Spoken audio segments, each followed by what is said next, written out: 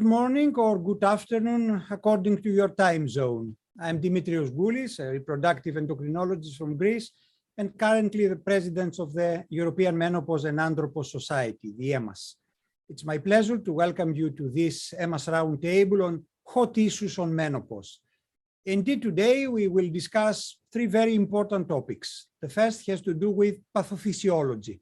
Professor Rebecca Thurston from USA will present novel cardiovascular indices along with the way to quantify cardiovascular risk.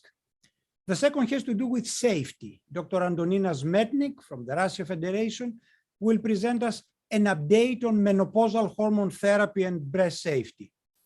Finally, the third topic has to do with an intervention. Professor Risto Erkola from Finland will lecture on exercise after menopause, presenting evidence that exercise can be considered as a medication. Before we begin, EMAS would like to thank Abbott for their support and for making this new roundtable series possible. Nevertheless, we must clarify that the scientific program and its contents are exclusively the responsibility of EMAS. Moving on to technical issues, we have entered this webinar into listen-only mode. This means that your microphone is muted, so we do not pick any noise from your end. We do welcome and encourage you to submit your text questions via the Q&A widget located in your Zoom panel. Please search for it now.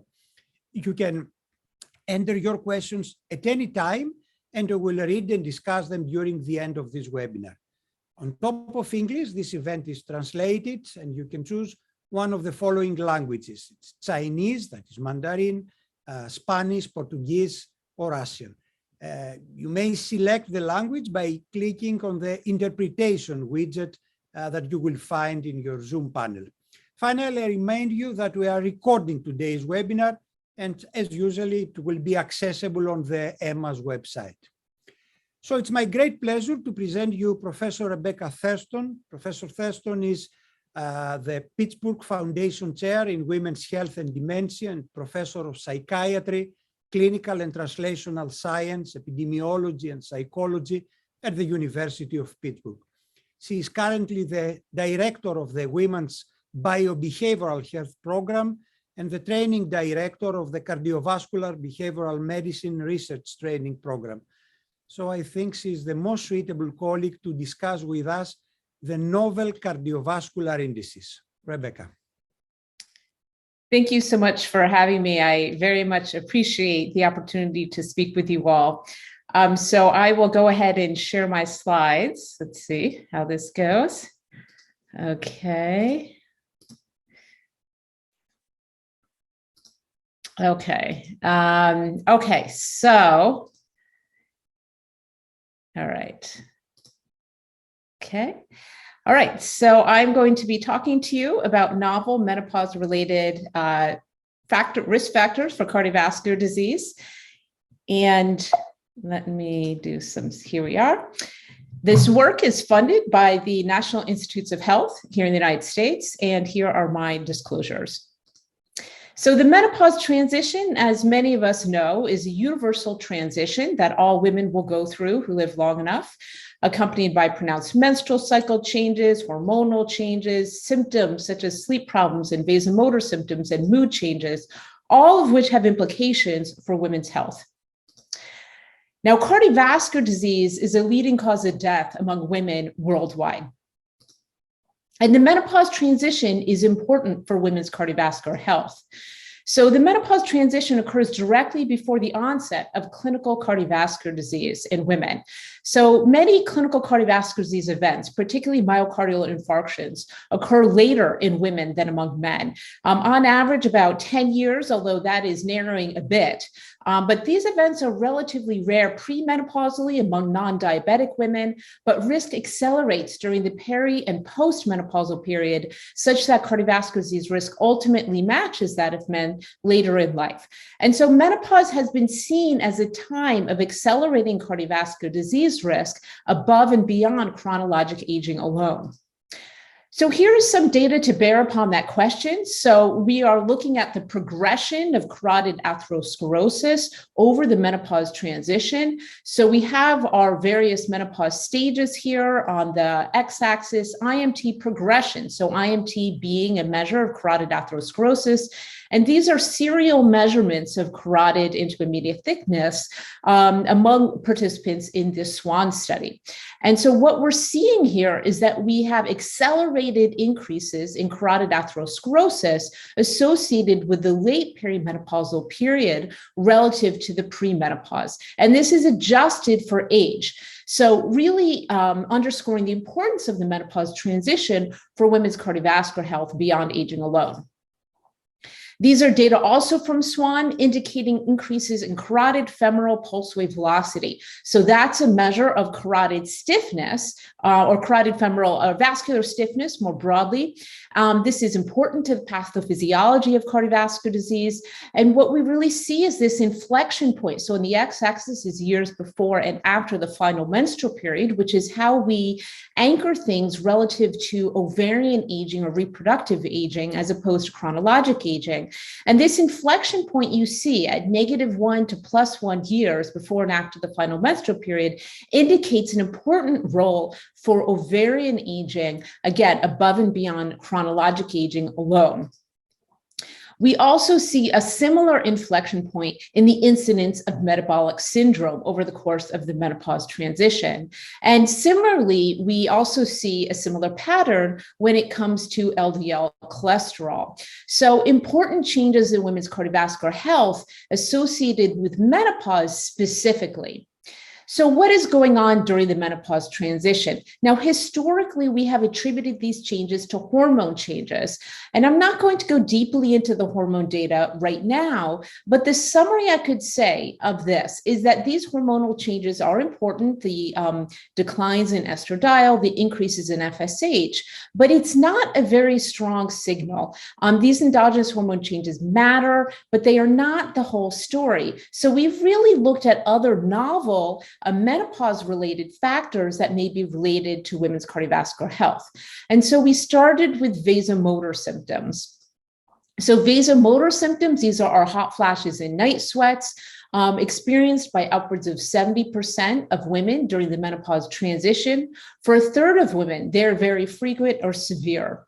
And we know that these frequent or severe vasomotor symptoms, we previously thought that these lasted for maybe 3 to 5 years around the final menstrual period, but we now know they persist for more like 7 to 10 years on average, and for many women, much longer. So if you have a woman in her 60s coming in with vasomotor symptoms, that is not atypical. Now, we know that these vasomotor symptoms are a very important determinant of quality of life, sleep, mental health during the menopause transition. And these factors are very, very important. But we generally had some questions about what they really meant for women's physical health.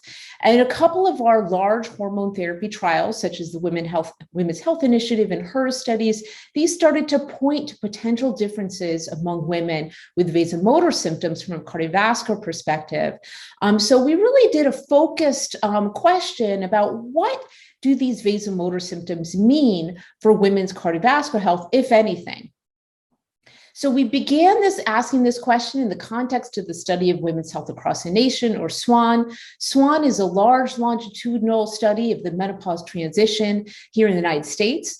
It recruited 3,300 women between the ages of 42 and 52, and the women have been followed. They were recruited in the mid-90s, and they've been followed for about 25 years, up to 16 follow-up visits across these 7 sites around the United States. We also recruited 5 different racial ethnic groups, so it is a multi-ethnic study. And subsets of women at various times during SWAN underwent measures of subclinical cardiovascular disease. And there's a bunch of different measures of subclinical cardiovascular disease. The ones we had in SWAN is flow media dilation. So this is a measure of endothelial dysfunction. So the vascular endothelium is that single cell layer that lines the vessel, very important to multiple aspects of vascular tone and health. It's one of the first things to go in the atherosclerotic process. And for FMD, lower here is worse. It's indicating that the vessel is not dilating as well as it should in response to pressure on the vessel wall. And that's an endothelial mediated process. We also have measures of carotid intima media thickness, and I showed you some IMT data earlier. This is measuring the thickness of the intimal medial layers of the carotid artery. We can also measure carotid plaque with ultrasound, and these are various measures of subclinical cardiovascular disease, of the development of carotid atherosclerosis, a very widely validated, well-validated and widely used measure of subclinical cardiovascular disease. That can be predictive of later disease among low-risk individuals. So what did we find? So on the x-axis here, we have women who reported having hot flashes in the past 2 weeks. These women have significantly lower or poorer endothelial function, so lower FMD, poor endothelial function. This is controlling for cardiovascular disease risk factors, endogenous estradiol, etc. We also found in the case of IMT, higher here is worse. So women with more frequent vasomotor symptoms, more frequent hot flashes, these women have significantly elevated IMT relative to the women without hot flashes, again, controlling for many of our standard cardiovascular disease risk factors, demographic factors, endogenous estradiol. So we're starting to see a signal here between vasomotor symptoms and indices of subclinical cardiovascular disease. However, in SWAN, the best we had for vasomotor symptoms were questionnaire measures of vasomotor symptoms, asking women to report on their vasomotor symptoms over the prior 2 weeks. And we know we can do better. So we have actually state-of-the-art physiologic assessments of vasomotor symptoms, diary reports of vasomotor symptoms. This is a way to get women to report their vasomotor symptoms as they're having them, so you don't have to have women remember them. We also have objective measures of vasomotor symptoms, and that little graph in the middle of the slide is what a hot flash looks like from these devices. So we set up a separate study called the Ms. Hart study, conducted here in Pittsburgh, Pennsylvania, in the US, where we recruited 300 peri and postmenopausal women and had them undergo these rigorous assessments of vasomotor symptoms. So really wanted to phenotype these well. We also had, and this was in their home environment, so they were wearing these monitors as they went about their daily activities. They came back, had a blood draw for the measurement of cardiovascular disease risk factors, mass spectrometry measures of estradiol, testosterone, estrone. We also had ultrasound measurements of IMT. And this is what we found. So in the x-axis, we have our vasomotor symptom frequency in quartiles. The red is the physiologic, the blue is the self-report. On the y-axis is IMT. And what we can see is that the more frequent the vasomotor symptoms among women who reported having them, the more you had, the higher your IMT. And this was almost in a dose-response fashion. And these are adjusted for cardiovascular disease risk factors such as blood pressure, lipids, insulin resistance, body mass index, medication use. And in fact, these vasomotor symptoms, when we looked at all the different factors in the model, these accounted for more variance in IMT than pretty much anything else in the model, with the exception of race ethnicity. So indicating the importance of vasomotor symptoms for subclinical atherosclerosis. We also had measures of carotid plaque, and we saw this dose-response relationship between the frequency of the vasomotor symptoms and the carotid plaque. And this was really striking to us because the women in the study were on average about 55 years old. So they were fairly young, they were low cardiovascular disease risk, nobody was smoking, nobody had clinical cardiovascular disease, but we still saw quite a bit of plaque in the vessels of these women, and it followed this relationship with vasomotor symptoms. So this was very striking to us. So really underscored the importance of vasomotor symptoms for subclinical atherosclerosis. However, this is not the only thing going on during the menopause transition. Sleep problems are also quite prevalent during the menopause transition. Up to half of women report significant problems with sleep. These are data from SWAN. We see that women who, these are longitudinal data as women transition through the menopause. And we see that as women get into the late perimenopause and early postmenopause, they have over 2.5 odds of having significant sleep problems relative to the premenopause. So this includes things like particularly waking up several times during the night, but also trouble falling asleep and waking up too early. And this is controlling for vasomotor symptoms. So it's not all about the vasomotor symptoms. These sleep problems are also observed among women without vasomotor symptoms. And we actually had objective measurements of sleep in the MIDS Heart study, where we did all of our ambulatory monitoring. We had these actigraphy assessments of sleep. And the value of these is that you don't need to rely upon women trying to remember what happened with their sleep the night before, which can really be confounded with the quality of sleep itself. So we like to use these objective measures. And what we found here on the x-axis are sleep time in minutes, on the y-axis is carotid plaque. And we see that these women with shorter sleep, so on the left hand here, this is 5 or fewer hours of sleep. These women have significantly elevated carotid plaque relative to the women who are sleeping longer.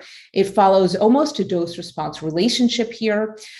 This is controlling for cardiovascular disease risk factors such as obesity, blood pressure, lipids, insulin resistance, as well as various indices of sleep apnea and depression. And vasomotor symptoms are not explaining this either. So this is an independent association.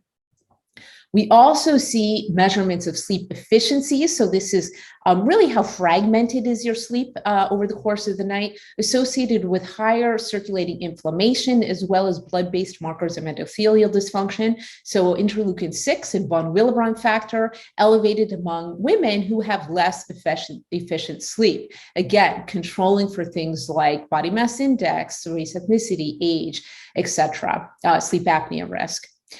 And we also saw subjective sleep quality tracking with carotid plaque as well.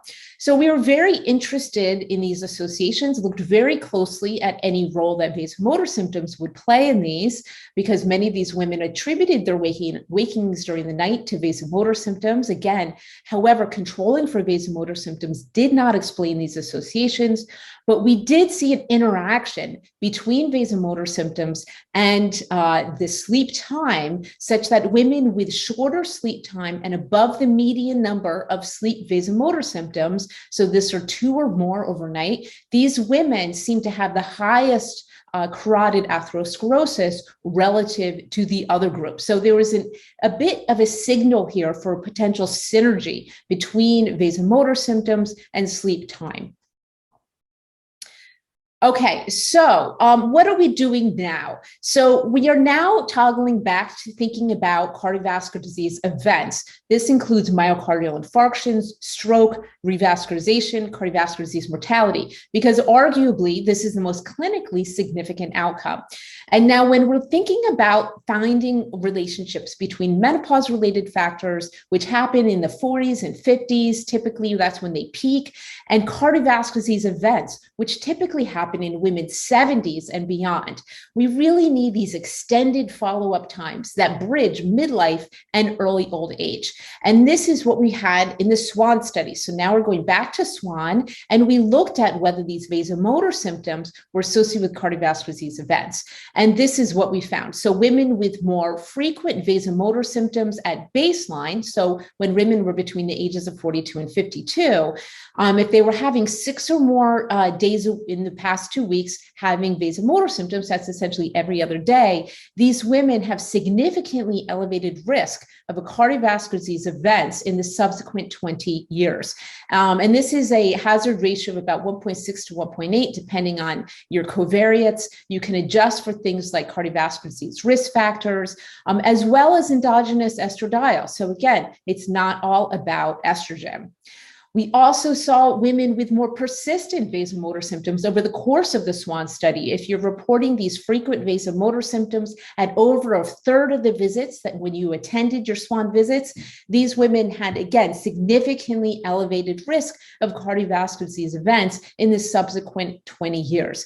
Controlling for our average cardiovascular disease risk factor levels over the course of these 20 years, as well as endogenous estradiol levels over the course of these 20 years. So underscoring, it's not all about these risk factors. It's not all about the hormones. What else are we doing? So we also were looking at the brain. So we know that there are tight links between the heart and the brain, and oftentimes what we see in the heart, we also see in the brain. So we recruited 20 of them as heart women to undergo neuroimaging. And what we found is that women with more vasomotor symptoms during the night, again, these are using our physiologically assessed vasomotor symptoms, these women have more white matter hyperintensities in the brain. And white matter hyperintensities are markers of small vessel disease in the brain that are predictive of things like stroke, mortality, dementia. So really underscoring this parallel between what we're seeing in the peripheral vasculature and the cerebral vasculature. Now, these are data from a small pilot study of 20 women, and we actually conducted the Ms. Brain study, recruiting 230 of the Ms. Heart women to come back and undergo neuroimaging. They also have their ambulatory hot flash monitoring. I do not yet have those data for you today. I will be presenting those at the NAMS meeting. So stay tuned. We'll have those for you in the fall, but we do have some preliminary data from Ms. Brain on sleep. So the first 120 participants in the Ms. Brain study, we were able to show that women who had more actigraphy assessed wake after sleep onset, so these are women who are waking up a lot during the night. These women have greater white matter hyperintensities in the brain. These are markers of small vessel disease, controlling for standard cardiovascular disease risk factors, as well as vasomotor symptoms. So this is not all about the vasomotor symptoms. We are also seeing a signal here for sleep. Okay, so in summary, menopause is a critical time for women's cardiovascular health. Multiple different factors going on during the menopause transition. We have our hormone changes, our vasomotor symptoms, our sleep problems. I didn't even talk about mood, but that's important to keep in mind as well with respect to cardiovascular health. But for vasomotor symptoms, we now know that these symptoms start earlier and last longer than once thought. They may be a marker of underlying vascular risk. But those poor sleep, that also has implications for cardiovascular as well as cerebrovascular health. So this is short sleep or waking up a lot during the night that may be synergistic with vasomotor symptoms with respect to cardiovascular health.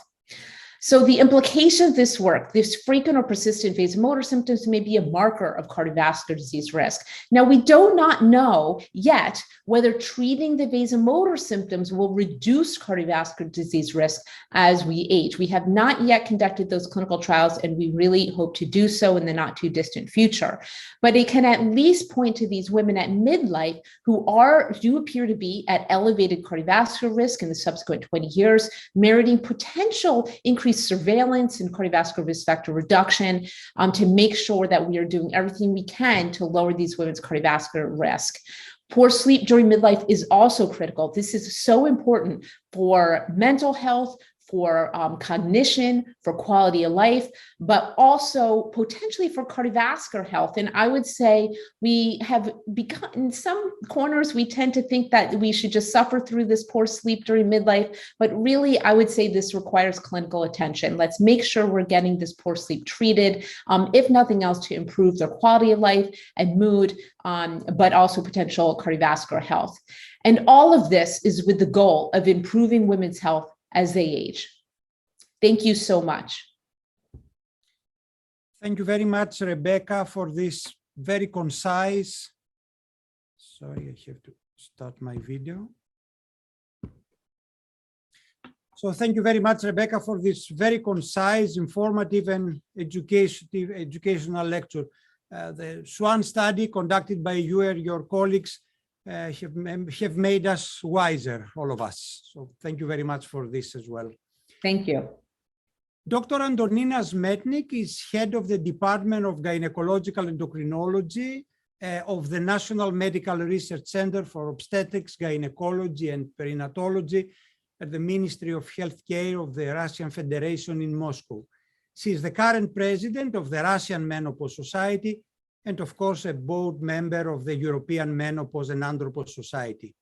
We will take advantage of her extensive experience for learning how to choose the appropriate estrogen and progesterone regimen for achieving the maximum breast safety when we prescribe menopausal hormone therapy. Antonina. Thank you so much, dear Professor Goulis. Dear colleagues, I would like to thank the European Menopause and Andropause Society for the opportunity to take part in this roundtable. So breasts are target organs for numerous hormones and growth factors. And in the early 2000s, there was a huge decrease in the number of menopausal hormone therapy users due to the first results of the WHI study that showed that the users of combined menopausal hormone therapy have increased risk of breast cancer. The relative risk of breast cancer in the users of the combination of conjugated equine estrogens plus medroxyprogesterone acetate was 1.26. It means less than one additional case per 1,000 women per year of use of menopausal hormone therapy. However, there was a decreased risk of breast cancer in the users of estrogen monotherapy after hysterectomy and no elevated risk in menopausal hormone therapy prior non-users. According to the E3N French cohort study and the registry study from Finland, estrogen plus progesterone or estrogen plus dydrogesterone have no association with increased risk of breast cancer. According to the recommendation of International Menopause Society, the possible increased risk of breast cancer associated with menopausal hormone therapy is small and estimated at less than 0.1% per annum, or an incidence of less than 1 per 1,000 women per year of use. It is similar or lower than the increased risks associated with common lifestyle factors such as reduced physical activity, obesity, and alcohol consumption. Data from the WHI study demonstrated no increased risk in first-time users of menopausal hormone therapy during the 5 to 7 years since initiation of treatment. The WHI study also demonstrated that 7 years of treatment with unopposed conjugated equine estrogens decreased the risk of breast cancer diagnosis and mortality in hysterectomized women. The increased risk of breast cancer is primarily associated with the addition of a synthetic progestogen to estrogen therapy. Conjugated equine estrogens with medroxyprogesterone acetate continuous combined therapy and related to the duration of use. The risk may be lower with micronized progesterone or dydrogesterone than with a synthetic progestogen. The risk of breast cancer attributable to menopausal hormone therapy is small, and the risk decreases progressively after treatment is stopped. Breast cancer risk should be evaluated before MHT prescription. Breast cancer risk is increased in women with a family history of breast cancer or a personal history of breast biopsy, and in women with a history of Hodgkin lymphoma treated with mantle radiation. Breast cancer risk assessment, there are several breast cancer risk assessment tools that are useful for more accurately define the risk. There is no single cutoff for defining high risk for breast cancer. However, the American Society of Clinical Oncology concludes that women with an estimated 5-year risk of 1.67% or greater are candidates for chemoprevention. And high-risk women, defined by a lifetime risk more than 20%, are candidates for enhanced surveillance with breast magnetic resonance imaging. The possible greater risk of breast cancer observed with menopausal hormone therapy may be partially decreased by selecting women with a lower individual baseline risk, including low breast density, and by providing education about preventive lifestyle measures, reducing body weight, alcohol intake, and increasing physical activity. Different hormone therapy regimens may be associated with increased breast density, which may obscure mammographic interpretation. There is currently no indication for increased mammographic screening in MHT users. Annual mammograms should be proposed in case of high breast density in women using menopausal hormone therapy. In trials up to 2 years of duration, breast tenderness, breast density, and breast cancers were not increased with oral conjugated equine estrogens plus bezodoxifene compared with placebo. Currently available data imply no difference in risk between oral and transdermal routes of estradiol administration. Limited observational evidence suggests that hormone therapy use doesn't further increase risk of breast cancer in women with a family history of breast cancer or in women after oophorectomy for BRCA1 or 2 gene mutation. Women who are BRCA positive without breast cancer are at higher genetic risk of breast cancer, primarily estrogen receptor negative. For those who have undergone surgical menopause, bilateral oophorectomy, benefits of estrogen to decrease health risks caused by premature loss of estrogen need to be considered. On the basis of limited observational studies, consider offering systemic hormone therapy for this group of women until the median age of menopause. Discussions about longer use should be individualized. According to the meta-analysis, type and timing of menopausal hormone therapy and breast cancer risk, for women of average weight in developed countries, 5 years of MHT starting at age of 50 years would increase breast cancer incidence at age from 50 to 69 years by about 1 in every 50 users of estrogen plus daily progestogen preparations, 1 in every 70 users of estrogen plus intermittent progestogen preparation, 1 in every 200 users of estrogen-only preparation. The corresponding excesses from 10 years of MHT would be twice as great. After that, a joint statement on menopausal hormone therapy and breast cancer risk of the leading menopause society was published in response to the EMA Pharmacovigilance Risk Assessment Committee recommendations in May 2020, and the main conclusion was made that no arbitrary limits should be placed on the dose and duration of usage of MHT. The risk of breast cancer with MHT should be not interpreted in isolation. The decision should be made on an individualized basis and considered in the context of the overall benefits obtained from using of MHT, including symptoms management and improved quality of life and the cardiovascular and bone protective effects associated with MHT. According to the results of nested case control studies with more than 98,000 cases and 457,000 controls, there was no increased risk from short-term use of MHT up to 5 years of estrogen only on or estradiol dydrogesterone or tibolone. Increase in duration of use were generally associated with increased risk, with tibolone and estradiol dydrogesterone showing the smallest risks. The risk of breast cancer was greater with synthetic progestins than for dydrogesterone. The use of systemic menopausal hormone therapy in survivors of breast cancer is generally not advised.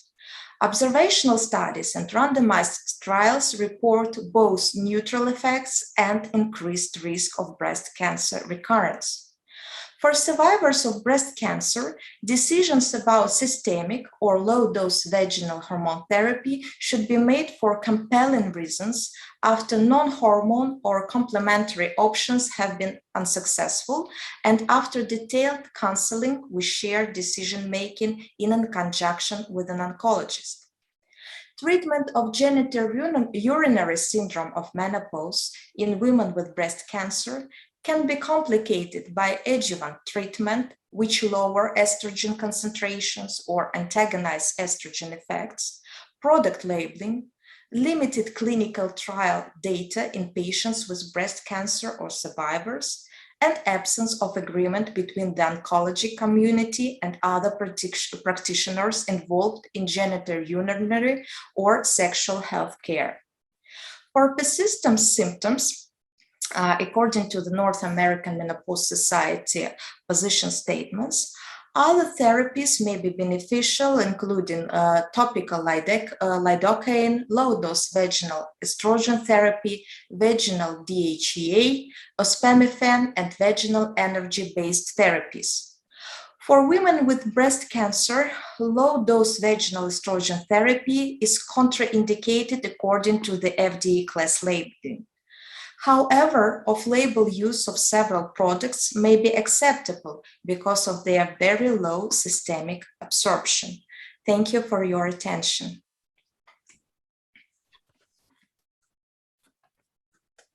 Thank you very much, Antonina, for this very comprehensive, informative, and practical presentation.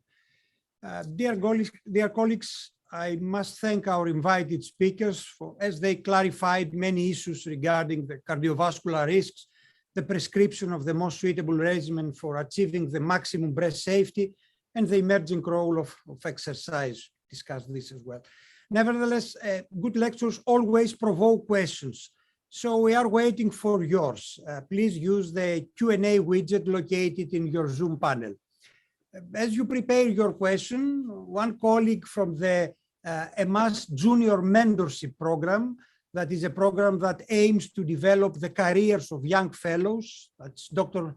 Meletios Nikvelis, originally from Greece and now in Germany, will have the opportunity to pose his own question to our experts.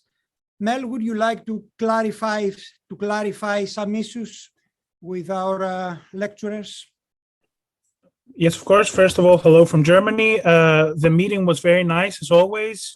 Thank you, Professor Goulis, and the organizing committee for this chance. I would like to start with Professor Thurston. I found the lecture really interesting, and I have to admit, I have to ask the more spontaneous research question that pops into mind. Is it possible and feasible to actually organize a trial of HRT in respect to cardiovascular parameters? Do you see any problems with that? I guess it's really interesting to see if it could be possible to organize something like that. I would love to hear your opinion on this. Well, I'll tell you what's been done so far. So 2 studies, the Women's Health Initiative and HER studies. So those are our early trials of hormone therapy that were originally designed for the prevention of cardiovascular disease, either primary prevention in the case of Women's Health Initiative and secondary prevention in the case of women with heart disease. These were set up initially in the mid-90s. So some of those early findings actually showing really mixed findings for menopausal hormone therapy. Now, both of those studies show significant interactions by vasomotor symptom status, that it was the women with vasomotor symptoms who were prescribed or who were randomized to hormone therapy who had the highest risk of cardiovascular disease events. So it's the vasomotor symptoms. Now, in the case of the Women's Health Initiative, it was the older women with vasomotor symptoms. And I should mention that the HER study was, it was an effect for all the women there, but those were women with heart disease. So they were also older as well, because it's women, it's really after 65 years old when women tend to get heart disease. So I think what we know from our randomized trials is that for older women with vasomotor symptoms, those vasomotor symptoms are actually associated with increased risk associated with hormone therapy beyond just the women without the vasomotor symptoms. What we don't know is the younger women during the perimenopause, when we're really typically prescribing hormone therapy. If we treat the vasomotor symptoms with hormone therapy, does that improve their cardiovascular health? We do not know. In terms of the appetite of funders to support such a trial, I think that there are hormone therapy falls in and out of favor. And right now, at least in the United States, I don't know that funders would be enthusiastic about funding such a trial. I have some skepticism, but they may have some enthusiasm for funding other agents to help manage vasomotor symptoms.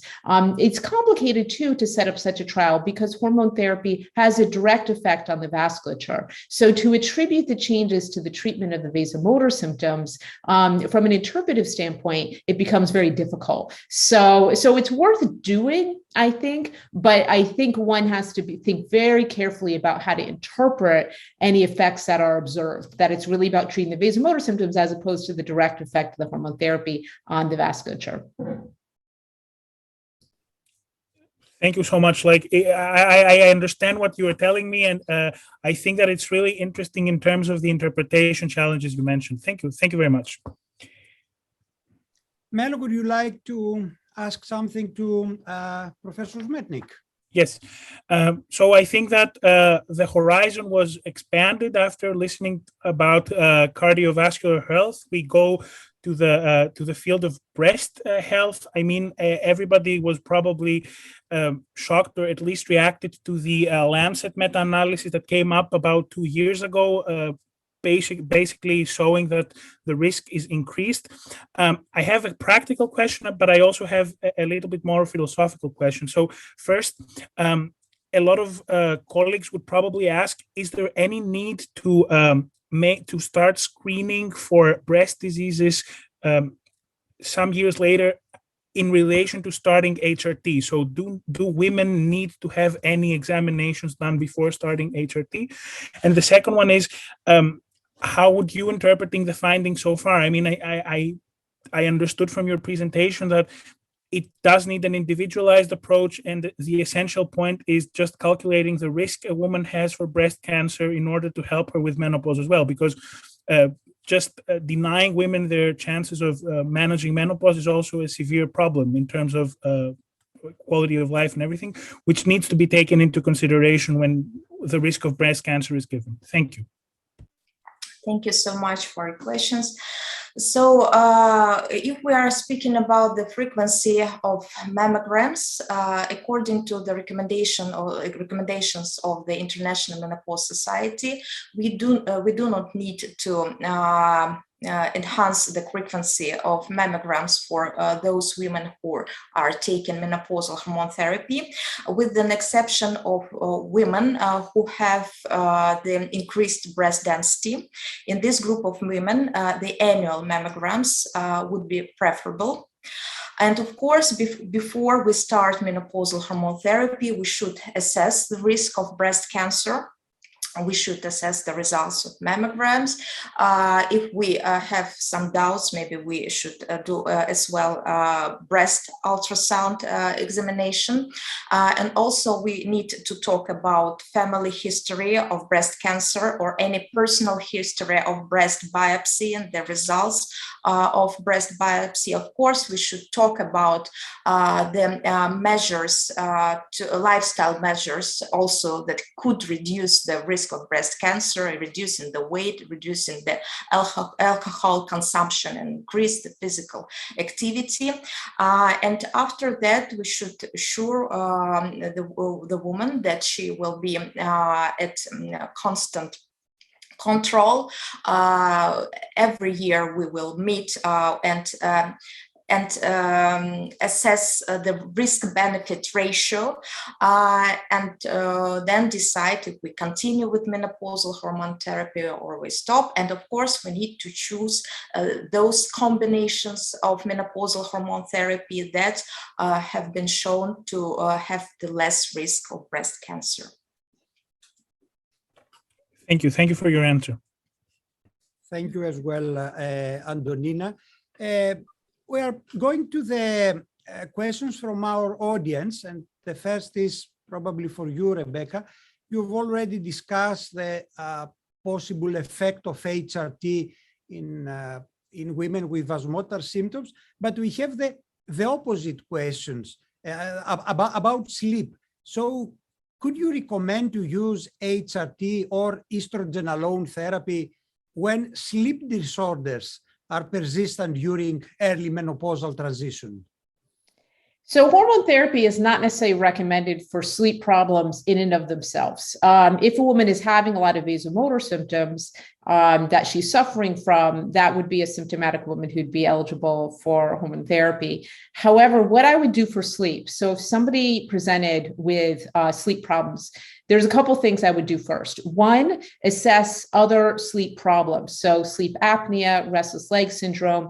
Weight gain is very common during the menopause transition, and this will increase the risk for sleep apnea. And there may be actually an effect of menopause in and of itself on sleep apnea. So when we think about sleep and cardiovascular disease risk, sleep apnea is one of our biggest risk factors. So that's the first thing oftentimes I'll do is have women get a sleep study to make sure we can rule out some of those other sleep disorders, because if you try to do any kind of sleep intervention and you have that going on, whether it's sleep apnea or restless legs, without treating that, nothing is going to improve. So that's where I start. Then I will go through a more thorough assessment of what the sleep problem is. So you give people a diary that they will keep about their sleep patterns for approximately a week or two, also about other things like alcohol use, environmental disruptions like a snoring partner or pets in the bed. And then I'll do cognitive behavioral therapy for insomnia or brief behavioral therapy for insomnia. So CBTI or BBTI are actually the most efficacious sleep-related interventions for people who have straight insomnia. Even when they have vasomotor symptoms, there's proven efficacy of CBTI for the treatment of sleep problems. And that is actually a more durable response you get with CBTI than you get with pharmacotherapy for sleep problems. And then after trying CBTI and BBTI, would I recommend adding some sort of pharmacologic agent, but more targeted towards sleep rather than broadly something like hormone therapy. The only exception there is if the woman really has a lot of vasomotor symptoms that she's struggling with, then she would potentially be candidate. But I wouldn't start with hormone therapy for sleep problems. Thank you very much, Rebecca. Very clear and very practical answer. Antonina, this is probably for you. It's a case, actually. Can patient with ductal carcinoma in situ, DCIS, years back, and estrogen receptor negative or positive be considered for HRT if they do not respond to alternatives to HRT? Thank you so much. The women with ductal carcinoma in situ are, of course, not the best candidates for menopausal hormone therapy. And of course, we should start with alternative therapy. But if the alternative therapy has no effect, so we, according to the North American Menopause Society recommendations, even in women with breast cancer, even with estrogen receptor positive, if the alternative methods are not effective, we can decide in conjunction with the oncologists, with well-educated, with the woman, we can decide to start with menopausal hormone therapy in a low or ultra low dosage. I see. Thank you very much. Mm-hmm. Another question that would go to Rebecca probably, do we have some objective measures of vasomotor symptoms in terms of physiological markers or something like this? Can we quantify the symptoms? Yes. So we use these monitors that are hot flash monitors, and they're measuring sternal skin conductance, and that provides an objective measure of vasomotor symptoms, which we find to be very important because oftentimes women do not report all the vasomotor symptoms that they're having, particularly overnight. It's very hard to accurately report how many vasomotor symptoms you had overnight. So we find these monitors to be very important and very useful. And particularly when we're looking at things like the relationships between vasomotor symptoms and cognition or the brain, what we see there is that it really is these physiologically assessed vasomotor symptoms that have the strongest signal. When we do use these measures, we find very interesting patterns. There appears to be a circadian rhythm to the vasomotor symptoms, and there's oftentimes more vasomotor symptoms a woman is having than she even knows. So we do think it's important, and we do have those measures. They're not the easiest to use, I will say that. They're technically challenging, but we do that in our laboratory. Thank you, Rebecca. We have a question from Manu Navani that will go probably to Antonina. Are patients with atypical hyperplasia in breast associated with increased risk in breast cancer when they are receiving HRT? And second question, as menopause specialists, which breast cancer risk tool can we use in patients with a family history? Do we refer them immediately to a breast clinic? Thank you. So the situation with the typical hyperplasia is like this. So these women are not the best candidates, and menopausal hormone therapy shouldn't be chosen as the first line therapy of vasomotor symptoms.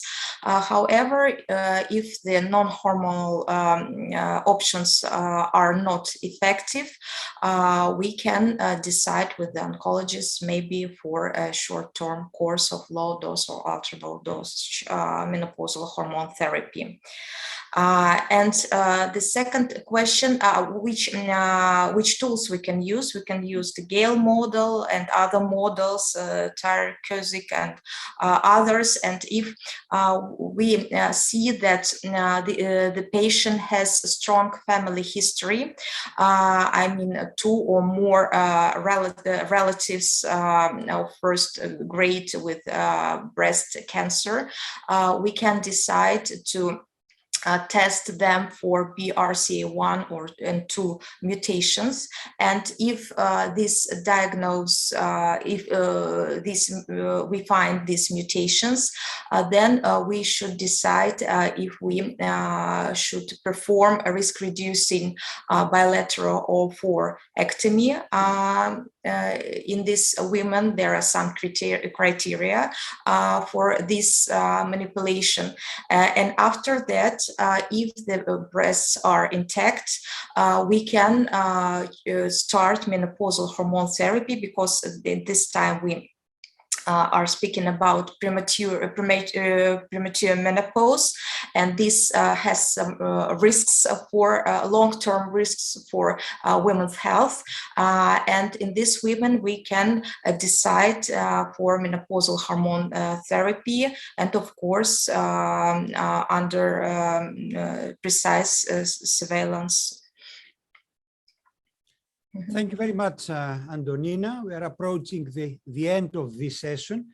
Rebecca, I was impressed by your sleep studies. It seems that sleep is, and its disturbances, of course, it's an underestimated proxy of general health, either somatic or psychological. As your concluding remarks, would you like to expand a little bit about the connection between sleep disturbances and endothelium? Absolutely. And just to reiterate that sleep is so important for multiple aspects of health. And also, I just want to make a mention about mental health. Very important. Persistent sleep problems is one of the earliest indicators of a major depressive episode. So know that and sleep has been very, very disrupted during these pandemic times. People are very stressed. So we see worldwide a lot of sleep problems. So sleep is very important, important for mental health, important for quality of life, and linked to multiple aspects of vascular risk, endothelial dysfunction, also carotid atherosclerosis, as we've seen, greater circulating inflammation, also greater circulating these endothelial markers, one of these markers called von Willebrand factor antigen. And that's a sort of endothelial and inflammatory marker that could be considered a little bit of both. The vascular endothelium is very important to helping regulate local inflammatory responses. So it is also, we see persistent sleep problems. You can bring people in the laboratory and disrupt their sleep and induce insulin resistance. So there is multiple aspects of cardiovascular health that can be adversely impacted by sleep problems, both when you do observational studies, looking at free range individuals, but also when you bring them into the lab and experimentally shorten their sleep, you can induce many of these changes. So it is, and that is above and beyond our known sleep-related cardiovascular risk factors. Again, not to harp on this, but sleep apnea, which is a huge one. So even above and beyond that, insomnia in and of itself, sleep restriction, intentional sleep restriction, has a major impact on vascular health. We also see the vascular health of shift workers, individuals who are working unusual hours and compromising their sleep, particularly swing shift workers. Those individuals will have compromised cardiovascular health as well. Thank you very much, Rebecca. It's an exciting area. Mm-hmm. Antonina, any conclusive remarks from you? Any take-home messages regarding MHT and breast safety? Thank you, Professor Goulis. I think that nowadays there are a lot of fears among women because of the risk of menopausal hormone therapy. And we even in our country, we conducted a big national survey of healthcare professionals on MHT prescription and use. And the results was that 75% of patients say that their main concern about MHT use is the risk of breast cancer. And so doctors should perform all the necessary steps to assure women to assess the risks before the initiation on MHT, choose the best combinations of MHT, start with use the lowest needed dosage, and perform each year the risk-benefit ratio assessment. And in this case, all women who need menopausal hormone therapy can have all the benefits that brings this type of treatment. Thank you very much, Antonina. I'd like to finalize this session, but our participant does not allow me to do so. So a final one, I promise you, Rebecca, for you. I find it very interesting. You are a psychiatrist as well. So have you observed any association between vasomotor symptoms and panic attacks? That's a very interesting question. So it has not been assessed well in our literature, this link between menopause, vasomotor symptoms, and anxiety. But clinically, I do see patients for mental health concerns, and I do see a lot of anxiety during the menopause transition, not specifically associated with vasomotor symptoms in and of themselves, and not specifically panic. I don't see a lot of panic disorder linked to vasomotor symptoms, even though there are some phenotypic similarities. I mostly see a lot of more generalized anxiety increased, a lot of rumination, a lot of repetitive thought. So I think this issue of anxiety during the menopause transition is critical, anxiety disorders, but I wouldn't necessarily think specifically panic disorder. I think more broadly. But definitely important to assess. So often when we think about the menopause transition, we just think about depression. Anxiety is actually more of what I see. Thank you very much. Dear colleagues, we have arrived at the end of today's webinar. I do hope that thanks to our speakers, Professor Thurston and Professor Smetnik, we are now much wiser regarding the application of novel cardiovascular indices and the prescription of the most suitable estrogen and progesterone regime for achieving the maximum breast safety. Finally, I remind you that today's webinar will be shortly accessible on the EMAS website. Thank you very much all for your kind attention. Bye-bye. Thank you so much. Goodbye.